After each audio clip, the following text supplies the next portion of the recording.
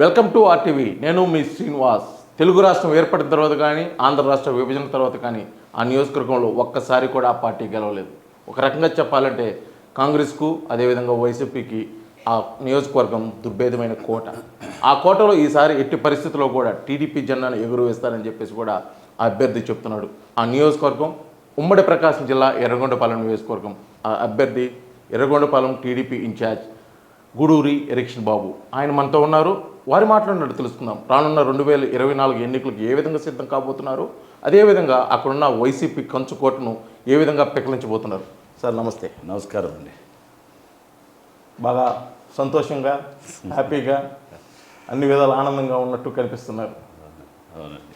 ఎందుకో కారణం మీరు చెప్తారా నన్ను చెప్పమంటారా? మీరే చెప్పండి. ఒక రకంగా చెప్పాలంటే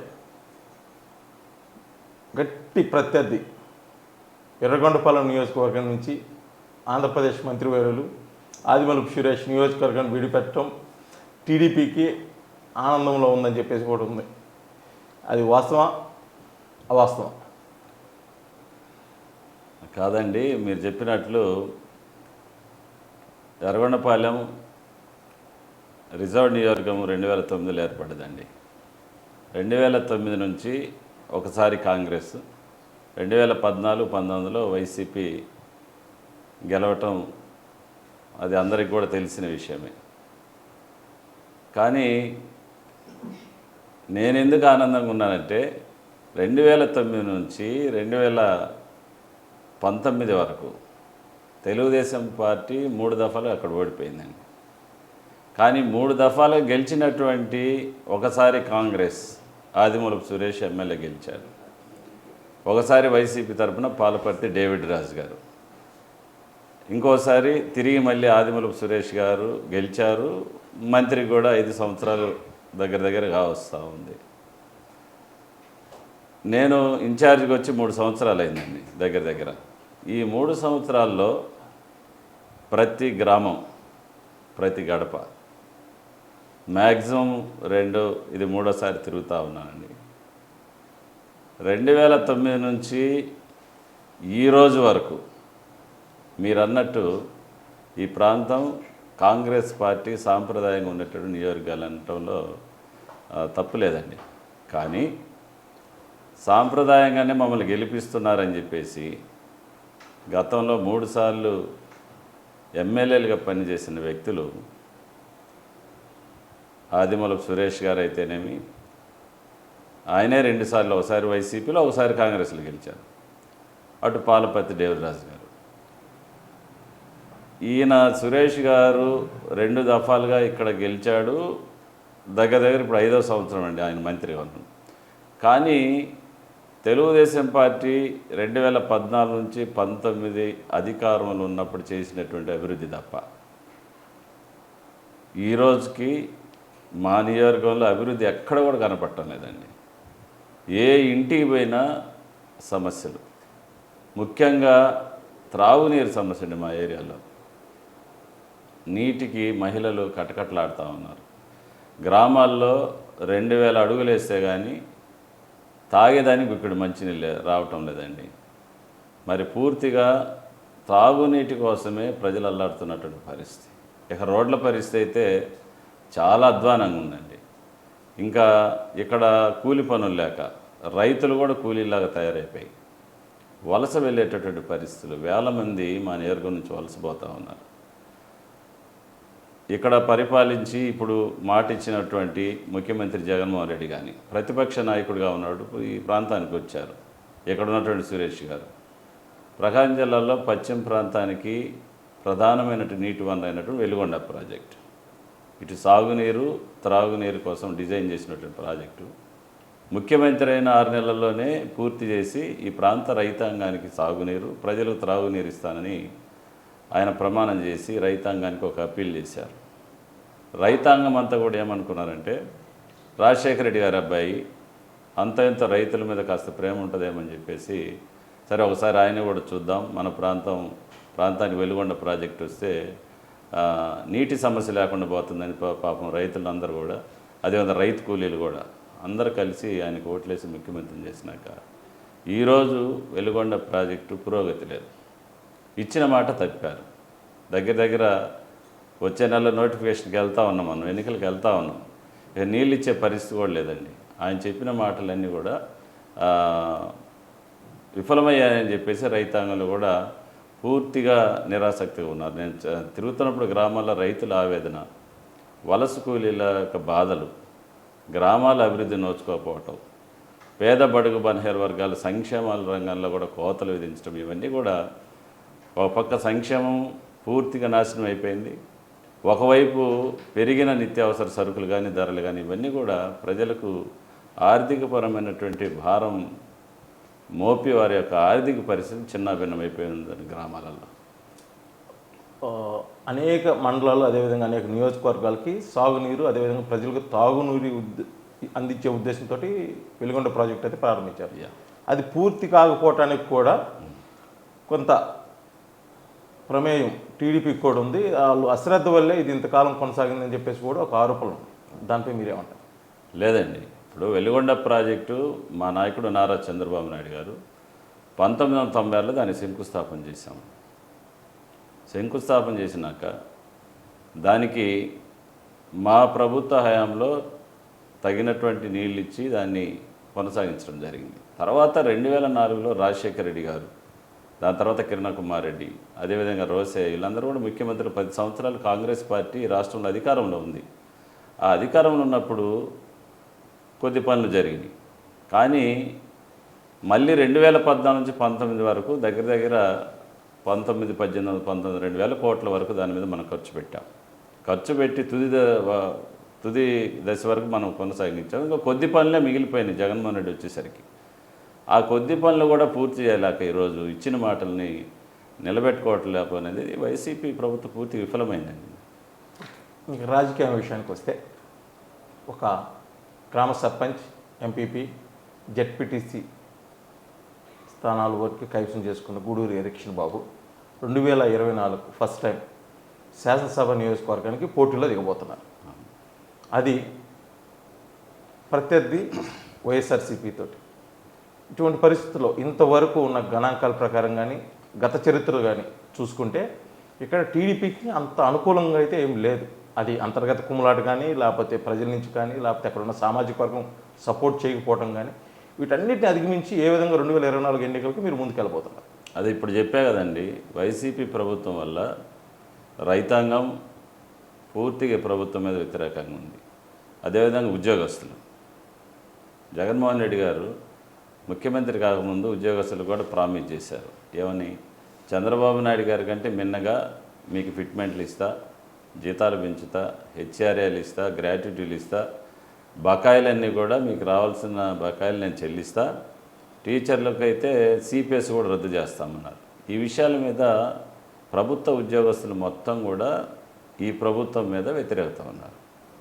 తర్వాత దళిత సంక్షేమంలో పూర్తిగా కోతలండి. ఈ రోజుకి 4.5 సంవత్సరం 5 సంవత్సరాలు కావస్తుంది ఈ ప్రభుత్వం వచ్చి. అక్కడ కూడా నీకు ఎస్సీ కాలనీలకు మేము వెళ్తే ఎప్పుడైనా ఈ ప్రభుత్వంలో ఒక యువతీ యువకులకు స్వయం ఉపాధి కింద లోన్ ఇచ్చారా ఎస్సీ కార్పొరేషన్ ద్వారా అంటే ఒక్కటి కూడా ఈ రోజుకి ఇవ్వలేదండి. ఎస్సీ పిల్లలు చదువుకున్న వాళ్ళకి బ్యాక్లాగ్ పోస్టులు ఈ రోజు కూడా ఇవ్వలేని పరిస్థితి. ఆ రోజేమో దళితులకి చంద్రబాబు గారి కంటే మిన్నగా నేను సంక్షేమాన్ని ఇస్తా, బ్యాక్లాగ్ పోస్టులు భర్తీ చేస్తానని చెప్పేసి, అది కూడా కాకుండా దళిత ఆడబిడ్డలకు పెళ్ళిళ్ళు అవుతా ఉంటే మేము 40,000 రూపాయల వరకు ఇచ్చాం చంద్రన్న పెళ్లి కానుకలని. ఆయన ఏమన్నాడు? ఆయన పార్టీ మేనిఫెస్టోలో 1,00,000 రూపాయలు ఇస్తాను నేను అని చెప్పారు. అన్ని విధాలుగా మోసం చేశారండి. ఈరోజు ఆ పెళ్లి కానుకలు ఈరోజు కూడా లేవు, చేతులు ఎత్తేసి. పోతే బెస్ట్ అవైలబుల్ స్కూల్స్ ప్రోగ్రామ్స్, డబ్బున్న వారి పిల్లలతో సమానంగా దళిత బిడ్డలు చదువుకోవాలని తెలివైనటువంటి దళిత బిడ్డల్ని సెలెక్ట్ చేసి నారాయణ, చైతన్య లాంటి కార్పొరేట్ హై స్కూల్లో, కాలేజీలో బెస్ట్ అవైలబుల్ స్కూల్స్ ప్రోగ్రాం కింద కాలేజీల్లో బిడ్డలను చదివించాం మేము. ఈరోజు ఈ ప్రభుత్వం వచ్చినాక అది కూడా రద్దు చేసిందండి. తర్వాత అంబేద్కర్ విదేశీ విద్య విధానం, దళిత బిడ్డలు విదేశాల్లో చదువుకోవాలా, మనకంటే వాళ్ళు కూడా అభివృద్ధి చెందాలని ఒక కాన్సెప్ట్ తోటి చంద్రబాబు నాయుడు గారు ముఖ్యమంత్రి ఉన్నప్పుడు అంబేద్కర్ విదేశీ విద్య పెట్టి ఎంతోమంది బిడ్డల్ని విదేశాల్లో చదివించారు. జగన్మోహన్ రెడ్డి 4.5 సంవత్సర కాలం పాటు ఆ యొక్క పథకాన్ని తుంగలకు తొక్కి లాస్ట్ సంవత్సరంలో అంబేద్కర్ పేరు తీసేసి జగనన్న విద్యా విధానం అని ఒకటి పెట్టడం జరిగింది. ఈరోజు ఆయన మళ్ళీ అంబేద్కర్ గారు విగ్రహాన్ని ప్రారంభిస్తూ ఉన్నారు. ఇదే ఎజెండాతోటి 2024కి మీరు ఎన్నికలకి వెళ్తున్నారు. మీరు ఎందుకంటే గతంలో వైసీపీ ప్రభుత్వం ఏ విధమైన పనులు చేయలేదు, అభివృద్ధి అసలు నియోజకవర్గంలో నోచుకోలేదని. కానీ ఈ 2024 గతంలోతో పోల్చుకుంటే భిన్నంగా ఉన్నాయి. సూటిగా ఒక ప్రశ్న, మీ ప్రత్యర్థి వైఎస్ఆర్సీపీ నుంచి అతని పేరు కానీ అతని చరిత్ర గతంలో మీకు ఏమన్నా అతని గురించి ఏమైనా తెలుసా? ఇప్పుడే వింటున్నాను. అతను కూడా ఆ నియోజకవర్గంలో నేను గెలుస్తానని చెప్పేసి ఒక ధీమా అయితే వ్యక్తం చేస్తున్నాడు. కొత్తగా వచ్చిన వ్యక్తి అంటే కేవలం ఎర్రగొండపాలెం నియోజకవర్గం ట్రాక్ రికార్డును దృష్టిలో పెట్టుకొని ఆ విధంగా అంటున్నారా అని చెప్పేసి మీరు అనుకోవచ్చా? డెఫినెట్గా అండి. ఎందుకంటే గత చరిత్ర చూసుకుంటే 3 దఫాలుగా ఒకసారి కాంగ్రెస్, 2 సార్లు వైసీపీ గెలిచింది. వాళ్ళు గెలుస్తామని చెప్పుకోవటంలో ఇబ్బంది లేదు. మరి 2024లో అక్కడ వైసీపీ గెలిచే పని అయితే మంత్రి గారు ఎందుకు వెళ్ళారండి కొండేపుకి? ఏ గణాంకాల ప్రకారం ఆయన ఎర్రగొండపాలెంలో ఇక్కడ గెలవలేమనే కదా జగన్మోహన్ రెడ్డి గారు ఈరోజు మారుస్తూ ఉంది. ఆయన జగన్మోహన్ రెడ్డి గారు ముఖ్యమంత్రి గారు పిలిచి సిట్టింగ్ ఎమ్మెల్యేలు పిలిచి నువ్వు అక్కడ ఓడిపోతున్నావు, నువ్వు పక్క సీటు కన్నా వెళ్ళిపో లేకపోతే మానుకోమని అంటున్నాడు. మరి ఈరోజు ఆదిమూలపు సురేష్ గారు ఇక్కడ నుంచి వెళ్ళిపోయినంటే కారణం ఏంటి? ఎర్రగొండపాలెం తెలుగుదేశం పార్టీ గెలుస్తున్నట్టే కదా అనుకోవచ్చు కదా.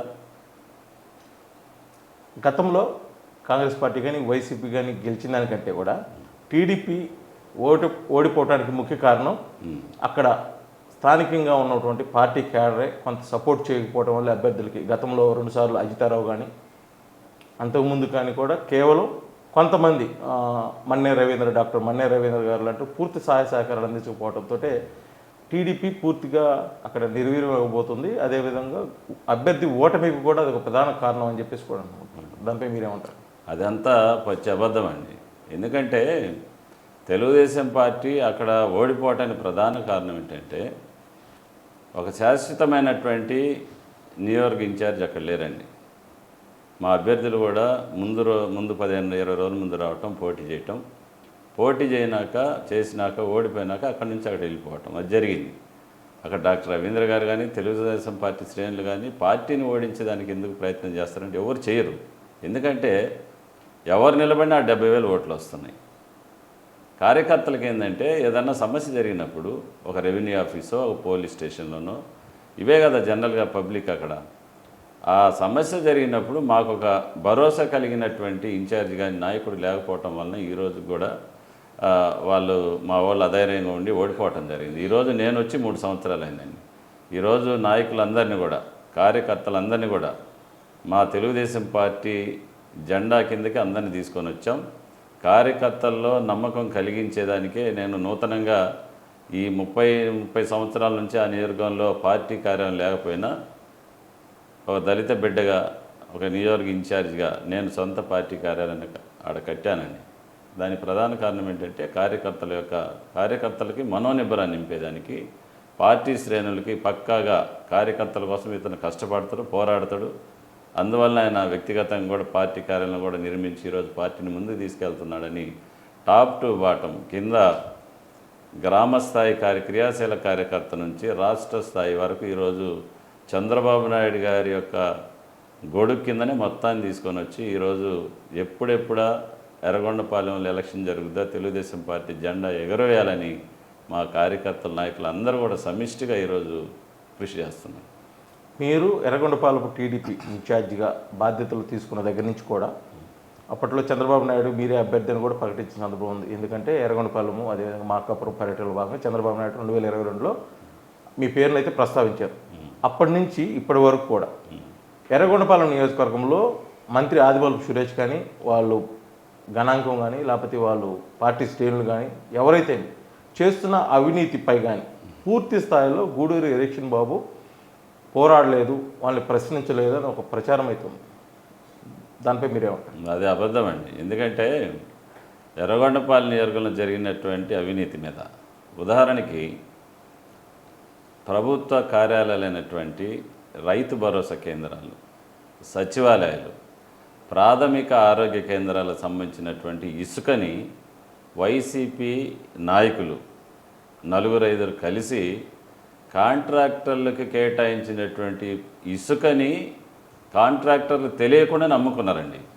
ఇసుకలో అవినీతి జరిగిందని చెప్పేసి నేనే స్వయంగా కలెక్టర్ గారికి నేను రిప్రజెంటేషన్ చేయటం జరిగింది. సార్ ఇట్లా అవినీతి జరిగింది, మీరేమో త్వరితగతిన ప్రభుత్వ భవనాలన్నీ పూర్తి చేయమని పేపర్లలో స్టేట్మెంట్లు ఇస్తుంటారు, మా నియోజకవర్గంలో ప్రభుత్వ కార్యాలయాలకు అలాట్ అయినటువంటి ఇసుకని దోచుకొని తిని 24,000 టన్నులు మా నియోజకవర్గంలో ప్రభుత్వానికి సంబంధించినటువంటి ఇసుకను దోచుకొని తిన్నారు అని చెప్పి నేను స్వయంగా రిటర్న్గా కూడా లెటర్ పెట్టానండి అని చెప్తే ఈరోజు కూడా స్పందన లేదు. ప్రభుత్వ జిల్లా కలెక్టర్ గారు కానీ ప్రభుత్వ అధికారులు ఎటువంటి స్పందన లేదు.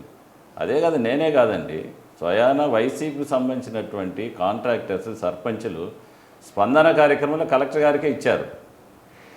సార్ మేము ప్రభుత్వ భవనాలు మేము నిర్మించాము, కానీ మాకు తీరా బిల్లులు ఇంజనీరింగ్ ఆఫీస్కి పోయేసరికి ఆ ఎంబుక్లో మా బిల్లులన్నీ కూడా ఇసుక బిల్లులు తినేశారని చెప్పేసి మీకు ఇచ్చేసామని చెప్పి అని మా దగ్గర చెప్తున్నారు. సార్ మాకు ఎటువంటి ఇసుక ఇవ్వలేదు, మా దయచేసి న్యాయం చేయమని వైసీపీకి సంబంధించినటువంటి సర్పంచులు కాంట్రాక్టర్లే కలెక్టర్ గారి స్పందనలో కూడా ఇచ్చారు. ప్రభుత్వ అధికారులు దాని మీద చర్యలు తీసుకోవటం లేదు. అదేవిధంగా ప్రభుత్వ భూములు ఆక్రమించినటువంటి ప్రభుత్వ భూముల మీద కూడా రీసెంట్గా స్మార్ట్ సిటీ సంబంధించినటువంటి ఒక ఎర్రగొండపాలెంలో కేవలం 10 లక్షలు విలువ చేసిన భూముల్ని 83 లక్షలు విలువ చేస్తాయని చెప్పేసి ప్రభుత్వ అధికారులు అందరూ కూడా ప్రభుత్వం దృష్టికి తీసుకెళ్ళి ఆ డబ్బులు నొక్కాలని చెప్పి 19 ఎకరాల 30 సెంట్లు చూస్తే దాన్ని అక్కడ ప్రజలు తీవ్రంగా వ్యతిరేకించారు. మేము కూడా రిప్రజెంట్ చేయడం జరిగింది. ఎక్కడ కూడా నీకు రాజీ పడే సమస్య లేదండి, రాజీ పడాల్సిన అవసరం కూడా లేదు. ఈ ప్రభుత్వం చేస్తున్నటువంటి అవినీతి అక్రమాలని ఎక్కడెక్కడ మనం ఎండగడతా ఉన్నాం, దాంట్లో ఎటువంటి అనుమానం లేదు. అసలు ధర్నాలు అనేవి చేసాం. ఇప్పుడు మార్కాపురం జిల్లా కావాలన్నాం, ఇవ్వలేదు. మంత్రి సురేష్ రాజశేఖర రెడ్డి విగ్రహం సాక్షిగా ఆయన ప్రమాణం చేశాడు, 6 నెలల్లోనే మార్కాపురాన్ని జిల్లాను ప్రకటిస్తామని చెప్పేసి. దాని మీద మేము దగ్గర 23 రోజులు మేము నిరసనలు చేశాము, ర్యాలీలు చేసాము, అన్నీ చేశాము. గతంలో మంత్రి హోదాలో ఉండి కూడా ఆదిమూలపు సురేష్ మీరు అతనిపై అవినీతి ఆరోపణలు అదేవిధంగా అర్ధరావితమైన మాటలు మాట్లాడారని చెప్పేసి కూడా అతను అద్దనగా ప్రదర్శన కూడా చేసి నిరసన తెలియజేయడం. అది ఏంటి ఆ కారణం ఏమి?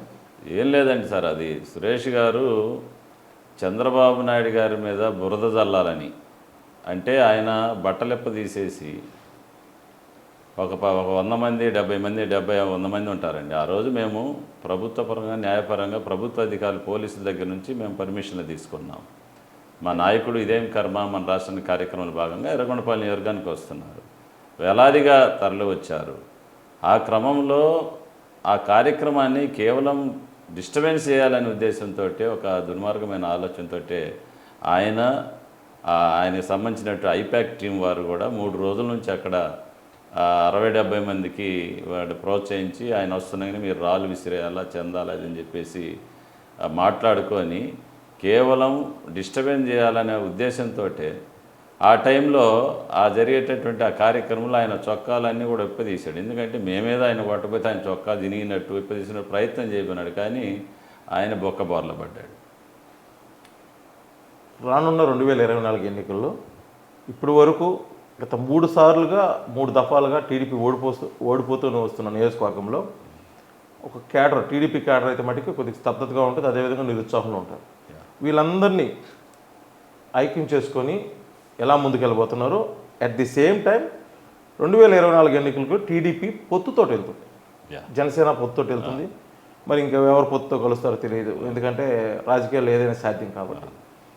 ఈ పొత్తులతోటి కలిసి వెళ్తున్నాం. మీరు 2024 ఎన్నికలకి వీళ్ళందరినీ ఎలా సమన్వయం చేసుకొని 2024కి ముందుకు వెళ్ళబోతున్నారు? తెలుగుదేశం పార్టీ ఆల్రెడీ ఇప్పుడు జనసేన అధ్యక్షులు గారు పవన్ కళ్యాణ్ గారు ఆల్రెడీ తెలుగుదేశం పార్టీ జనసేన 2 కలిసి పోటీ చేస్తున్నాం ప్రకటన చేశారు. దాని ద్వారా మా నియోజకవర్గంలో కొన్ని గ్రామాల్లో జనసేన పార్టీకి సానుభూతి పరులు ఉన్నారు, లీడర్స్ ఉన్నారు. వాళ్ళందరినీ నేను ఆల్రెడీ మేమందరం 2 పార్టీలు కూర్చున్నాము. మా జనసేన ఇన్ఛార్జి మేమందరం కూర్చున్నాం. జనసేన పార్టీ జిల్లా అధ్యక్షులు రియాజ్ గారు కానీ వీళ్ళందరూ కూడా సంకేతాలు ఇచ్చారు. మేమందరం కూడా సమన్వయం చేసుకొని ప్రతి కార్యక్రమాన్ని కూడా వాళ్ళని కూడా ఇన్వైట్ చేస్తాం, వస్తూ ఉన్నారు. అది మాకేం పెద్ద సమస్య లేదు. బాగా కలిసిపోయామండి. ఇంక మాకు జనసేన తెలుగుదేశం అని లేదు, రెండు పార్టీలు ఒకటే అనే ఫీలింగ్ మీదనే మేము ఉన్నాం సార్. ఎర్రగొండపాలెం నియోజకవర్గం నుంచి అంటే ఇప్పుడు వరకు పేరైతే అన్నారు, అంటే రాజకీయంలో ఏదైనా సాధ్యం కాబట్టి మిమ్మల్ని ఈ ప్రశ్న అడుగుతున్నాను. 2024 ఎన్నికల్లో ఎర్రగొండపాలెం నియోజకవర్గం నుంచి ఒకవేళ పొత్తుల్లో కానీ లేకపోతే పొత్తుల్లో కాకపోయినా సరే గూడూరి ఎలక్షన్ బాబుని అభ్యర్థిగా కాకుండా వేరే అభ్యర్థిని ప్రకటించిన పక్షంలో గూడూరు ఎలక్షన్ బాబు రియాక్షన్ ఏ విధంగా ఉండబోతుంది? ఏముండదండి. మా నాయకుడు చంద్రబాబు నాయుడు గారు, చంద్రబాబు నాయుడు గారికి ఆయనకి నేను ఆత్మాహుతి దళాన్ని, ఆయన చెప్పిందే నాకు వేదం. That's it. చివరిగా ఒక ప్రశ్న, ఎన్నికలంటే గతంతో పోల్చుకుంటే ఇప్పుడు పూర్తిగా ఓటర్స్ ప్రచారము కార్యకర్తలు నాయకులు అదంతా ఒక పక్కన వస్తే పూర్తిగా ప్రభావం చూపుతుంది డబ్బు. ఒక్కొక్క నియోజకవర్గానికి కోట్లలో ఖర్చు అవుతుంది. అది 50, 100 అనేది నియోజకవర్గ పరిస్థితి బట్టి. ఈ నేపథ్యంలో గూడూరు ఎలక్షన్ బాబు ఎన్ని కోట్లతోటి 2024 ఎన్నికలకి సిద్ధంగా ఉన్నారు? ఎంతవరకు ఖర్చు పెట్టగలరు? ఎన్ని కోట్లని ఎట్లా చెప్తాం సార్? కోట్లు అనేది టీవీ ముందు ఇటువంటి చెప్పలేం కదా. ఎన్నికలకు సంబంధించినటువంటి ఏ అంశంలో కూడా వైసీపీ అభ్యర్థికి ఇంచ కూడా తగ్గనండి. Any subject. మొత్తానికైతే మన విషయంలో అయితే వెనకాడు సమస్య లేదండి. అసలు అది నాకు అసలు సమస్య కాదండి. చివరిగా పార్టీ గెలుపు కోసం, అదేవిధంగా మీరు ఎర్రగొండపాలెం నియోజకవర్గంలో మీరు జెండా పాతేదాని కోసం ఒక ప్రణాళిక కానీ, అదేవిధంగా ఒక సూచన కానీ, లేకపోతే ఒక ప్లానింగ్ కానీ ఏమైతే ఉందో అది మీరు ఏ విధంగా ముందుకు వెళ్ళిపోతున్నారో మా ఛానల్ ద్వారా తెలియజేయండి. ఒకటండి, 3 సంవత్సరాలు గ్రామాల్లో తిరిగాను. కార్యకర్తలందరినీ సమన్వయం చేస్తాం. కార్యకర్తలు ఫెరోషియస్గా తయారైన, ఎందుకంటే ఎప్పుడెప్పుడు చంద్రబాబు నాయుడు గారిని ముఖ్యమంత్రిని చేయాలని. వాస్తవంగా సార్, ఈ రాష్ట్రంలో 175 నియోజకవర్గాల్లో చంద్రబాబు నాయుడు గారు, పవన్ కళ్యాణ్ గారు కలిసే పోటీ చేస్తూ ఉన్నారు. మాకు ప్రత్యర్థి ఫ్యాన్ గుర్తే, దానిలో వేరే ఇంకా ఆల్టర్నేటివ్ ఏమి ఉండదు. అందుకని మా వాళ్ళంతా కూడా ఫెరోషియస్గా ఉన్నారు. చంద్రబాబు నాయుడు గారిని ఎప్పుడెప్పుడు ముఖ్యమంత్రిని చేయాలా, ఈ రాష్ట్రాన్ని పట్టినటువంటి దరిద్రాన్ని వదిలించుకోవాలని ప్రజలందరూ, తెలుగుదేశం పార్టీ కార్యకర్తలే కాదు, జనసేన కార్యకర్తలే కాదు, ప్రజలందరూ కూడా ముక్తకట్టంగా ఈ ప్రభుత్వాన్ని ఇంటికి సాగనంపాలని చెప్పి ప్లాన్ చేస్తున్నారు సార్. ఇది మొత్తానికైతే ప్రకాశం జిల్లా ఎర్రగొండపాలెం నియోజకవర్గంలో ఇంతవరకు ఎగరని టీడీపీ జెండాని 2024 ఎన్నికల్లో భాగంగా మొదటిసారిగా గూడూరు ఎలక్షన్ బాబు ఆధ్వర్యంలో గెలుపుని రుచి చూపిస్తాను, అదేవిధంగా నియోజకవర్గం అభివృద్ధికి కూడా తన వంతు కృషి చేస్తానని చెప్పేసి కూడా చెప్తున్నాను. అదేవిధంగా రానున్న 2024 ఎన్నికలకు టీడీపీని అదేవిధంగా జనసేన కార్యకర్తలు పూర్తి స్థాయిలో కలుపుకుపోయి గెలిపే లక్ష్యంగా చంద్రబాబు నాయుడు ఆశయాలకు తగ్గట్టుగా కూడా పనిచేస్తానని చెప్పేసి కూడా ఎర్రగొండపాలెం నియోజకవర్గ ఇన్ఛార్జ్ గూడూరు ఎలక్షన్ బాబు మనతో తెలియజేస్తున్నారు. వీడియో జర్నలిస్ట్ లక్ష్మణ్తో శ్రీనివాస్, RTV, ఎర్రగొండపాలెం, ప్రకాశం జిల్లా.